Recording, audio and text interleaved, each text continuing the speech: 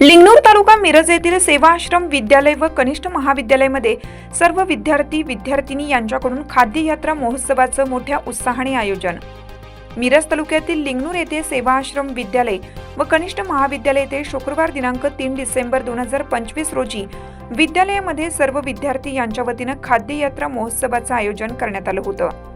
तर प्रथम या महोत्सवाचे उद्घाटन शाळेचे मुख्याध्यापक BM पाटील सर, शाळा व्यवस्थापन समिती अध्यक्ष राजू मगदूम यांच्या हस्ते करण्यात आले।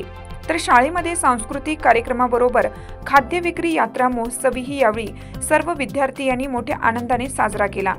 तर या खाद्य यात्रेमध्ये विद्यार्थिनींनी स्वतः विविध पदार्थ बनवून या शाळेच्या स्टॉलमध्ये आपल्या पदार्थाचे प्रदर्शन करून विक्री केली आणि उपस्थित सर्व पालक व ग्रामस्थांकडून वाहवा मिळवली। तर या खाद्य यात्रेमध्ये अनेक पदार्थ या स्टॉलमध्ये लावण्यात आले होते। यावेळी आंबोळी, भेळ, चायनीज, पाणीपुरी, वडापाव अशा अनेक पदार्थांचा समावेश होता। तर सर्व खवय्ये पदार्थ खरेदी करण्यासाठी तोबा गर्दी केली होती।